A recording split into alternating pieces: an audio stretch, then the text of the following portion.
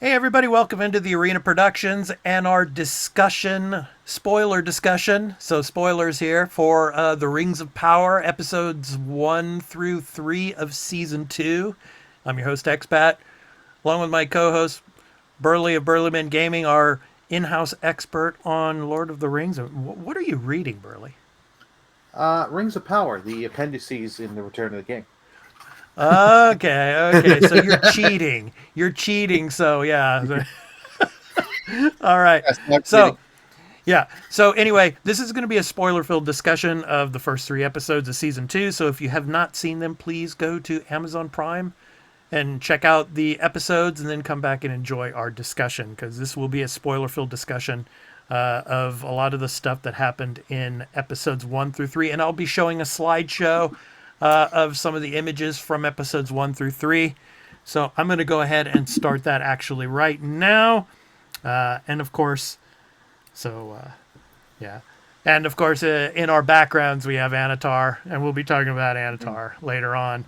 But here we have the 3 elven rings. So we get these like early on in the episode. And what's cool, Burley, was that they actually had a very long, kind of like a, kind of like a like a prologue of stuff, and kind of showing what happened in season 1. We got like a good 10-minute clip of stuff. So a lot of people who had gone a long time without seeing the first season, kind of got a refresher to be able to jump into season 2. I thought that was really cool. Oh yeah, no, they did a really good job in the recap because there were stuff even I forgot that had happened in the show. It was a nice way. Like I watched the recap because it's like you know what you never know what. Yeah, that's what I meant to And say, Burley. A recap, yes. yes, Yeah.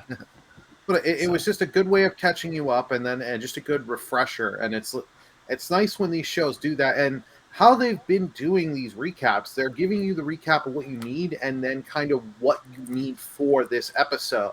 The episode yeah. you're going to watch, because it'll review characters where they left off that they're going to go before this episode. Yeah, so we got the 3 rings, and we've got, of course, the 1 ring for the king of the elves, Gilgalad, right? And then we had the Yep. one for Galadriel, and then the one for Círdan. And Círdan, he's like the oldest elf. It seems Oh yeah. like he's like goes way back even to the first age. I mean, so and you see Elrond, coming to get some tips and pointers about what to do from him. But he's going to be pretty prevalent and pretty important moving forward into the series. So we get him in season 2 here. But Mm-hmm. so we get the rings, and then I'll go ahead and go to the next slide here as it moves on. So obviously, Elrond here. And Elrond, played by Robert Arameo, excellent actor. I really, really like him. And you see the politician in him, but you see also someone that, is just, he is like, we need to destroy these rings. You know, uh, he kind of sees what is coming. And in the episode, especially in the first episode, as he questions Galadriel, and can he really trust her anymore because of the fact that she let Sauron deceive her? I thought that was really interesting, and the back and forth between them all. I thought that was really interesting. What did you think of Elrond? I love that scene, especially as Galadriel is chasing Elrond on horseback, trying to grab the rings from his saddle, and just the backdrop, so beautiful, and how Amazon, and we talked about this before we started the episode, how Amazon has really put so much effort into Oh yeah. the visual effects. I mean, it really reminds you of a Peter Jackson Lord of the Rings film. Your thoughts? Oh yeah, no, they just did like Amazon. They made this look like we when we were talking off recording of this, we were Mhm. saying like you compare this to House of the Dragon, you can't even compare them because like House of the Dragon looks good. Don't get us wrong, but like Amazon just knew how to get this done, and they put the money behind it, and to make like a lot of these shots just look so beautiful, especially you get them up on a 4K TV or 4K screen Yeah, and you stream it in 4K. It's so yeah, beautiful. But I love the whole thing with Elrond and Galadriel. yeah. Elrond senses the danger. Galadriel's like, we need the power. She wants the ring. So yeah. Right, right. And this was interesting too because we get kind of a like in the first episode we get this kind of like a backdrop of what happened prior. And so we get Adar and we get the orcs and we get Sauron here in a different form, Hmm. trying to tell them that he's going to be their leader and he's the one that's going to lead them. But they basically turn their back on him. And just when he's about to be crowned, it's like Adar just takes that crown and just just shoves it right into his neck, in the Oh back of yeah. his neck. Yeah, and then after that, the orcs just went to town on this guy, on this form of Sauron, and then you see him. You think he's dead, and then like he like opens his eyes, and like that just big thrust of ice, and just Hmm. completely freezes over the whole landscape. And it's like, how did they survive that? It's like the orcs, they like get up, and Adar, he like opens his eyes and gets up. It's like you would have thought that it would have just obliterated all of them.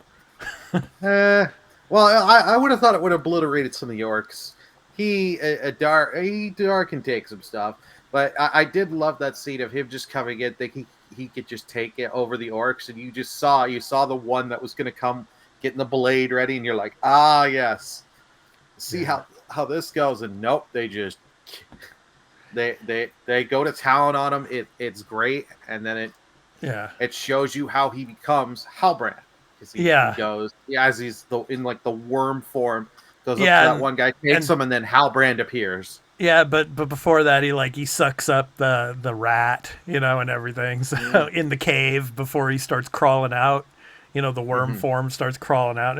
Yeah, so you got to figure, how much time had passed between his worm-like form there, and then getting out of the cave, and then getting onto the mountain, and then getting onto the pass there. It could have been years. We It we could have been don't know. years, months, days. That's the thing. You do not know. That's the hard thing to tell in these kind of shows where they don't give you like years and dates or a saying like, ah, this happened last winter, last month, and all that. Like time is hard to tell Yeah, in this yeah. show. And so we get the backdrop, and then we get the point where Galadriel, she jumps off of the ship that's going to the west, or Hmm. and then meeting up with Halbrand that first time. So I thought that was really cool how they set that up. Okay, so this is how Sauron became Halbrand, and then Yeah. how Halbrand and Galadriel met. Yeah, that was really cool. And so we have the image here of Galadriel. So of course, she is being, you know, shunned upon, of course, by the king and by Elrond and everybody, and you would have thought she was going to be banished.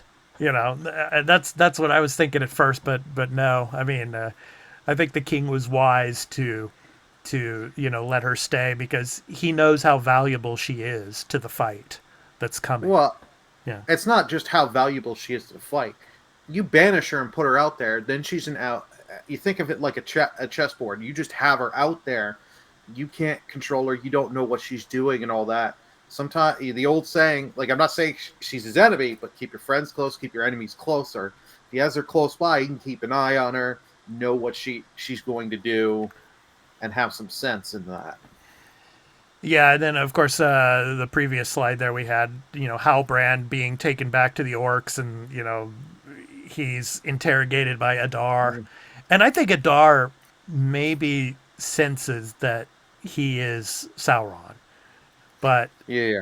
as he leaves, he tells one of the orcs to follow him wherever he goes. But then again, as the as the episodes progress, you don't see that orc that's supposed to be following him wherever he goes. So I mean, maybe Halbrand took him out or something, or I don't know. We don't see that. That's kind of on the side maybe, but Yeah. so and then anyway we get to the stranger. Yeah. So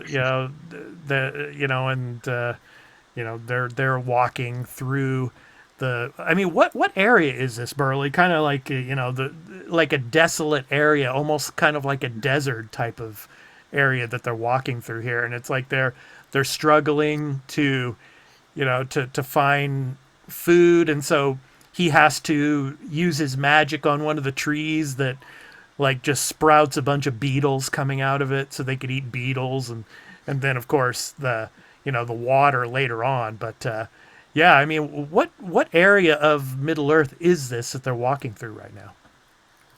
Uh that I'm not actually able to tell. That Hmm. I was not sure where they are, but it looked great, and I do like the dynamic between the two of them. He Yeah, is Eleanor afraid to. Brandyfoot. Yeah, so yeah, Yeah, she's trying to she's get him to awesome. use his magic. He's too scared of it, and you're still getting the in while they're doing it. He's getting the visions of a Yeah. staff and all that. I loved it. Yeah, yeah, the visions of that staff, like in the night scenes there, that was really cool. So, and here we have Serdan here. So, of course, Elrond, of course, is trying to get advice from him on what to do, and he basically talks Elrond into hey, we need to keep this ring. I need to have it. The power to harness the power because the elven world is like dying. Hmm. It's like you see like the trees and you see like the black rot and everything Hmm. there. It's like all the leaves are like dying and everything. And so I think, yeah, and he's like a master, like it seems like a master boat maker. I guess the boats that he makes are the ones that transport those into the west. I guess the one that Galadriel was on that she jumped off of. I think that was probably one of the boats that he helped to create. But yeah, I believe you're right on that. That he was one of them, and I do like his conversations with Elrond because like Elrond's totally against it, and then he's like asking for his advice, so Elrond trusts him, and he's like, "Yeah, our people are dying. We're not doing so good. yeah, Like maybe we should use these save our people." yeah, But you know what? Like, and he's like, "Be cautious" and all that. But yeah. so it is good conversation, good dynamics, Yeah, good and it's dialogue. interesting how Poppy here she shows up and has the map to help them to find their way. It's like she just pops up out of nowhere. It's like how long has she been looking for them? That's the thing that I was kind of scratching my head on. It's like how did she get there so fast? So but yeah. So I guess she knows how to haul ass, as they say. yeah, yeah, yeah. And then we have Galadriel here with the ring, and then she puts it on, and then all three of them put it on, and then this was one of the amazing Oh, visual this was the scenes best in shot. this episode. That shot right there, of course, and the Yeah. tree and everything just starts to bloom again. Yeah, I thought that, and the music is just amazing in this show. I mean, I really, really like how they use the music. Even in like tense moments, it's just like the Lord Mhm. of the Rings. Dun, dun, dun, dun, dun, dun, dun, dun, dun, dun, dun, dun. I mean, I just Mhm. love how they use the music in this show. But in this scene here, it was just it was awesome. Oh But yeah, the music, the music and the set design people deserve. Like I hope when award season comes, these people get nominated and they win awards because they just did such a good job with that. And yeah. like you said, how it was all shot and all that, it was just so good. And the good old dwarves. Oh yeah, Disa. I mean, I love her character. I mean, just Oh yeah, how she stands up to the king, to and her Durin husband. and the husband. I mean, Yeah. yeah, just just an amazing woman, and she's a hell of a singer too. I mean, as you Oh can yeah. see, later on in the episodes, when the situation grows pretty dim there for the dwarves. Yeah, but Yeah, I thought she was really, really, really good in these few episodes that we've had so far. So, I mean, basically talks her husband into, making up with the father and even getting onto the father, the king, because of the stubbornness and all. And it's interesting because, you know, these two are just like most families. You have your stubborn ones, and some people go years without talking to their kin. And yeah, she was like a mediator, a really really good one. So yeah, Oh yeah, she was a great mediator, but I love it like because this is the scene, the photo here is just them in the farmer's market, you call them, or the yeah, market, I should call it market. And he's like, ah, get this big mushroom. She's like, did you not tell me to cough in our purse and not spend so much? She's like, here, we'll get a smaller size. right, right, And right. I love that. And she's just like, you're both stubborn. She gets on both the king and the prince. It's just so good. Yeah. There we got Charles Edwards there, the Celebrimbor, and Oh, I have a nickname for He's the key master or the ring master, I should say. Yeah, master. the master. I mean, and he's actually, basically he is, called the Lord of the Rings. And I think it's the first episode. I think it is that.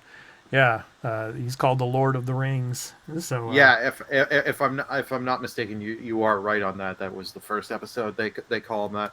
yeah, It was great. It was great to see him again. You just see him and like you can tell he's so badly he wants the Mithro and all that. He wants the stuff. He wants to just keep, get the forges going, and he's wanting to hear about the rings he created at the end of last season. yeah, the new forge too. Yeah, because they had Yeah, built this new forge and all and stuff. So, but yeah. yeah. So then we move on. Oh, okay. So Syrian Hines, I mean, amazing actor, of course. He was in Game of Good old Thrones, of Mance course. Raynder. Mance Rayder, yes, Mance Rayder. He was in Rome. He played Caesar in Rome. So yeah, now he's in the Rings of Power, and yeah, so a younger version of the Dark Wizard. So yeah, it's interesting Mm. how they brought him into this now, and basically he knows about the stranger, and Mm. this yeah, I mean, here we have the image here. Trying to remember what they call him here. Yeah, This guy. I He was in can't. the first season. Yeah, he was in the first season trying to take the stranger to him. That Hmm. was the thing and all that, and that did not go well for him. Yeah, yeah.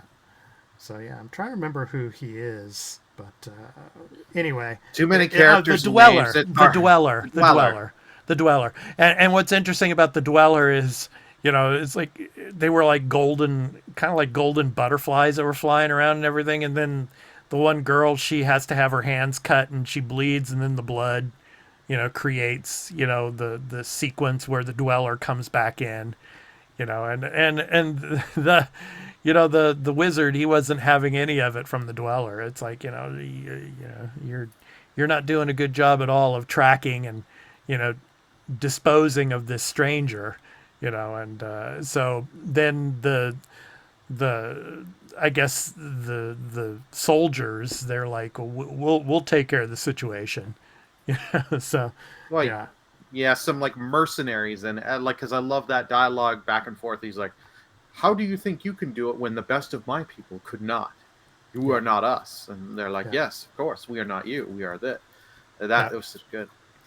And then King Durin here, and the situation, where the lights had gone out, of course, because of the earthquake and all the damage, and he's trying to assess, how much of the reserves that they could use.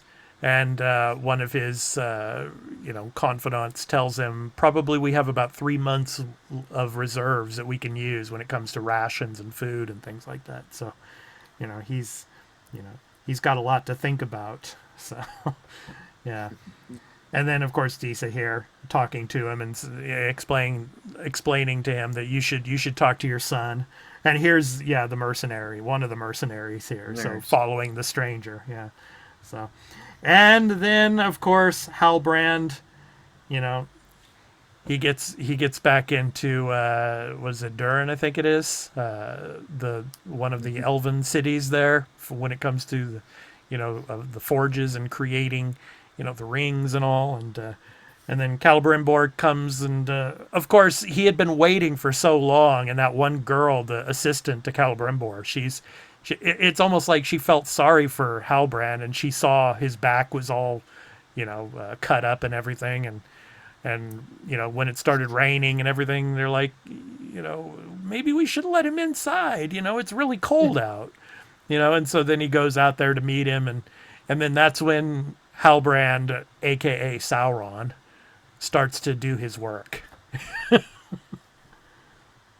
Yeah. Yeah, no, I love it because it shows the dedication. He's willing to sit there and all that, and you can tell he just doesn't. He what he should be doing. The Lord of the Rings should be just sending word that hey, he's here. He's here right now to Yeah. Elrond and the Elven King and all that. Doesn't do that, but when he goes to him and he's like, I have news of the rings and all that. He's like, ooh, we got to get you in. We got to get you in. I have to hear and you can just see it on Halbrand's face. He's like, I know what to say. I know how Well, to he get him. didn't.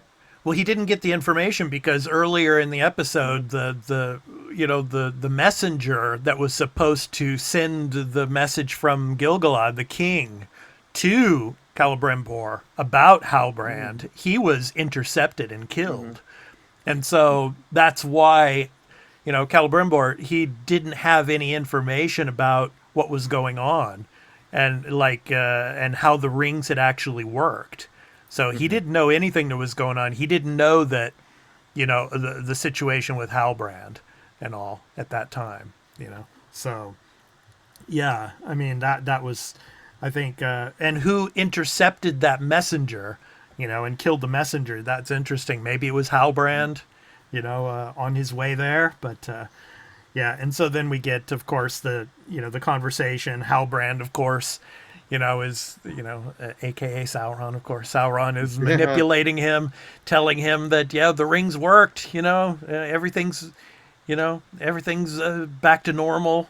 In the elven world, it's the ring saved that The rod that is layer. gone. Yeah, the rod is gone, and so then now he's all Celebrimbor's all giddy, and he's like, "Oh, it worked." I kind of think of like Dr. Brown in like the Back to the Future movies. It's like it worked. It's like when Marty's telling him that time machine, that DeLorean, it works, And man. So he's like, the rings, they worked. And then yeah, so and then Halbrand tells him who he really is, and and he's trying to explain to Celebrimbor, we need to make rings for men. And then Mhm. Celebrimbor's like, no, no, no, no, no, we can't do that. Men are corrupted. They wouldn't know how to use them, properly and stuff like that. And then he gets down to the real nitty gritty in the business and tells him who he really is. And then here we get the image here of Anatar coming out of the fire. And it's just like that. And we were talking about this, before we did the episode, doing the episode here. It's like, I mean, it's Halbrand, just in elven form. It's like, how, I mean, you can overlook it, I guess. But I mean, it's like, you would think that Celebrimbor would be smart enough to say, hey, man, this looks like Halbrand. What's going on here? And because Halbrand just disappears, and then Yeah. then Anatar here comes out of the fire, and he looks like the same person basically, except with elven years. You know? Mhm. Yeah, like yeah, I get it, but I think this is a show decision to just Yeah, keep it so that way, just because it's easier, so that way if they ever yeah, switch him again later, you know it's the same character. yeah. But I mean, But using Charlie Vickers again, I mean, he's an amazing actor. So I mean, to, oh, to keep him as as Anatar and as Sauron, I mean, it's just I could see why they did this. Yeah. oh yeah, no, he's a great actor. I just love this whole scene of him. Puts out he as he's revealing himself, all the little candles in the forge that was light up, all goes to darkness, and then the fire of the forge goes raging up, and then he appears out. and then he just knew everything. He knew how to say. It's like he played one of those like Fallout or Outer Worlds where you have the speech build where it's Yeah, max. yeah, He yeah, yeah. just knew how to just say the right words. Oh He's like, "Oh, yeah. they didn't tell you of the rings. I should tell you. No, you have to tell me. You have to tell me. I'm a junkie. I need to hear about this stuff." Right. And it's then we just so good. yeah, and then we get to Isildur here, and you know, he was left for dead at the end of season one. You know, and so Mhm. then you see him, and I love that the scene of the horse. You know, it's like the horse just going back to find him, and it's like the father is like trying to calm the horse down, but then the other soldier is like, he's not going to listen to you or any of us. He kind of knew, and so then the horse just takes off, and like the horse knows where Isildur is. And then he goes and finds him in that cave there, and boy, those spiders, man. Oh, that Yeah. was pretty cool seeing. First it was the orc that was all up in the webs as well, and then the spider. Him having to fight off the spider thing. That was really cool. What did you think of that, Burley? Oh, that was just awesome, and it just shows you it's not just orcs that roam Middle Earth that are terrible beasts and fright. It's the spiders. So I really enjoyed that, and I liked actually. Just before that, you had the orcs, like five or six orcs. They're trying to catch the horse and tame it, and then they fail, and the horse runs into the spider forest, and they're like, "Forget it, ain't worth it. There's so Yeah, much danger in that forest. We ain't going in there." yeah. And then we get the image here of Muriel, the kind of like the queen regent, and we see the Isildur's father there as well, and the kind of like the pyre with the king that's going to be sent off to the sea and all, Mhm. and then the debate and with Farazan, of course, the manipulator, and he's wanting all the power and everything. So we see him, and the fact that Muriel is blind now, so Mhm. and coming up, and he's like giving her, which do you want, the red or the white? And it's like, Mhm. well, she can't tell which is red or which is white. Even if she asked for white, he could have gave her the red one anyway, and she would have thought it was the white robe to wear Mhm. during the coronation ceremony. But yeah, I mean, yeah. So, I mean, what did you think of the dynamic there? And of course, Farazan, and he's wanting to take over Numenor and all. Oh yeah. Well, you could tell with how he was doing the colors and all that, and saying which represents what. You can tell he's so manipulating. He's trying to guide her down, and she's just going the opposite. He's like really pushing the red. He's like, "Take the red," and she's like, Yeah, "No, I'm gonna go with the white." All this and that, and you can just see his ego is so high. He just wants it his way. yeah. And this scene here in this image with the giant. I mean, it's really interesting when you see him from a side view. It's kind of like he looked like, when you think of the MCU and the Hulk. It's like I thought of a grayish Hulk, coming through there. It's like. And he's like, where's Sauron? It's like, so. I mean, Yeah. he must have a beef with Sauron for sure. So Adar, we don't see, they don't show, what he says to the giant there, but yeah, that was pretty cool. So I'm sure Adar is going to use this guy in the battles to come. So Oh yeah, well he's gonna do whatever he can say to get this. I believe it's actually a troll. It might be a giant, because that you do have both those in this world. So you yeah, use him for as a good military force. yeah. Yeah, and then finally in the third episode, we finally get Arendir here. So Hmm. he comes and basically saves Isildur, and that woman that Isildur finds at in the forest there. So and then he goes back, and they go into kind of like the village there, like an old Numenorian settlement, and there's the pyre there that we see Hmm. because of the from the first season. We had, I think it was Browen, I think her name was, that he was in Yep. love with, and he mentions the fact that the arrow that she was hit with from the orcs, I guess it had Mhm. some type of poison in it that did not sit well with humans, from what he says. But Yeah. yeah, and her son, who had been marked, with Mhm. the mark of Sauron, I think it was in the first season. Yeah. He still has a big beef with Arendir here, and we see that throughout the third episode, and yeah, I mean, but Arendir is still, you know, uh, you know, basically, siding with Isildur and trying to help out and all. So I don't know how much we're going to see of him in the second season, but yeah, it'll be interesting. Yeah. So your Yeah, thoughts, no, Berlin? Yeah. it was nice to get back to him and see where he and the people from the events of last season, the end of last season, ended up. So Hmm. it was nice to see them uh, meet up and all that. And but I liked that they still had the dynamic. The elf, he feels so, he's trying to console the kid, and trying to be like a father figure, a parent to him, and the kid, he's just like, he's going through shit. He's never liked them. It's just Yeah. like, no, you're not my dad. All Yeah. that. So you got that.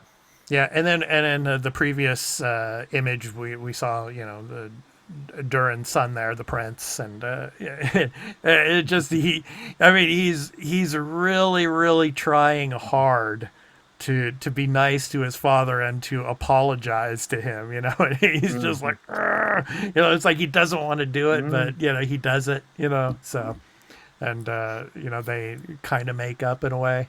And then here we have the scene with the eagle, so Hmm. the big huge eagle coming in here, which is a symbol, and then everybody starts to get behind, um, get behind Farazan here. That supposedly he's going to be the leader now, due to this omen, or this symbol with the Well, giant eagle coming in to fly and make himself seen.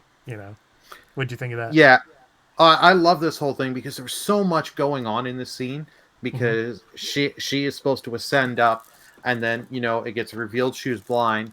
But not only, Yeah, the one girl reveals from the first season that she had been hiding, and she had been using the a elven, palantir, yeah, the the palantir, yeah, palantir. Yeah, so that, or seeing stones, as some people call them. So right, she just tosses the stone out there and reveals it, and like, yeah, her trusted guard and Isildur's father goes to grab it, and it reacts, and he has a blasts him negative back, reaction yeah, back. Yeah, and yeah, then they're all basically just like, kind of like a Salem witch trial, just looking at her and being like, "You're a witch," basically, and wanting to yeah, get her. And then that other guy, he's just using it to advantage. And like, when they were having the conversation of like, which dress to wear, and he's like, well, maybe an eagle will show, it is a good omen, and all that. And you have that, and as soon as he sees that eagle, he cannot run up there fast enough and then I know, unsheath his sword and stick it down, like he is like, right, I am the Lord command. right.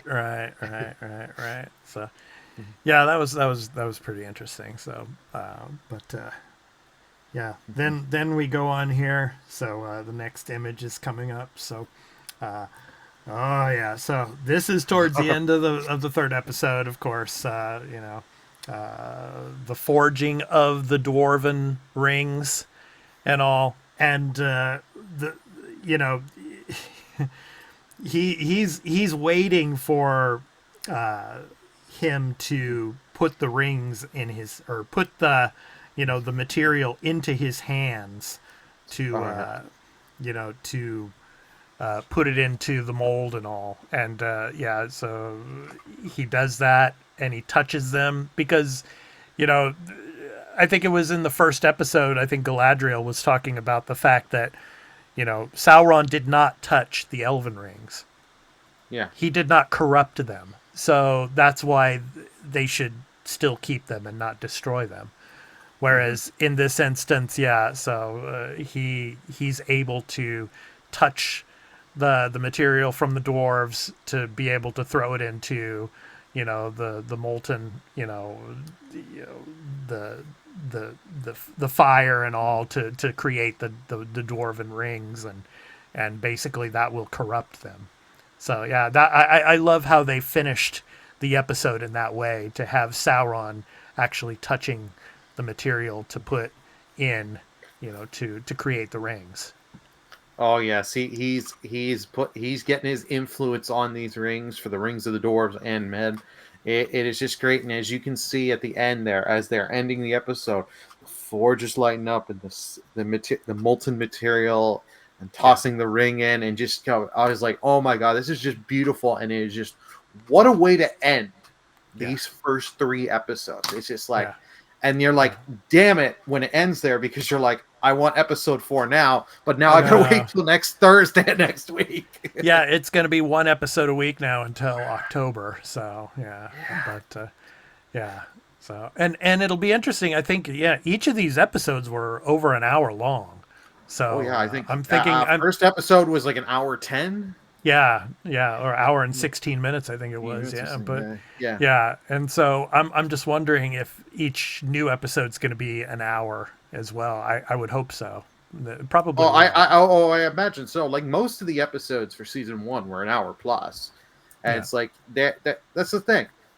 Because this is a streaming platform and they're doing and how Amazon is doing it, you can make the episodes long and just get so that way you can get everything out of it. So you don't, and these episodes feel packed. They feel packed, but not too packed. And I like how they've been doing it. Where this was a thing with season 1. Not every character is in every episode, so right, you might not right, have the dwarves in one episode, but they'll come back. Or right, right. you might have yells and some of the other people. They'll Yeah, they came into episode 3 in this.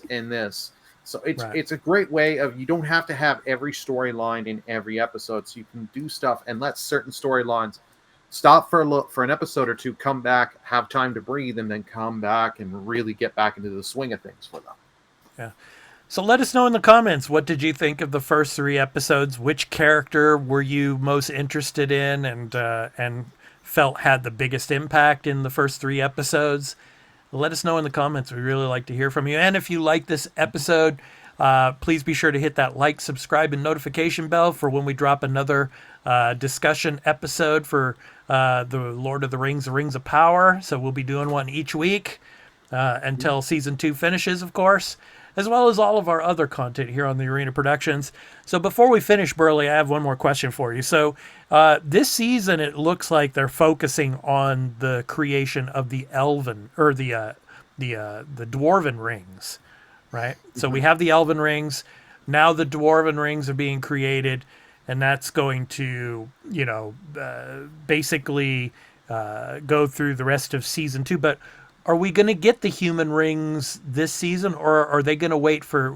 In your thoughts, are we going to get that in season 3? The I creation of the human rings. I think it's going to start at the very end of the season. And it's Mm-hmm. going to be that we're just going to get that, basically kind of like how this episode 3 kind of ended off with starting the creation of the dwarven ring. I Mm-hmm. think that's what's going to happen for the human rings at the end of this season, and then be real big focal point at the beginning of season 3. Yeah, yeah, yeah. Because yeah, it's like I think there's what, 9 dwarven rings, right? There's 9 of them. I think there are. I think, No, and it's three rings for the elves. Was it 5 for the doors, 9 for the ring of 9 men? for the Because you have humans. Yeah, 9 Yeah, for because you men. have Yes. the nine human ring wearers. Spoilers alerts if you've read or watched the Lord of the Rings. So those are the Nazguls. Okay.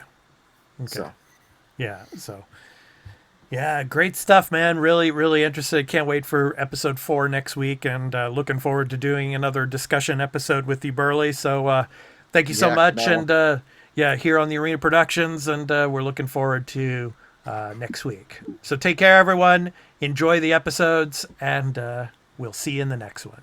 Peace out. bye everyone.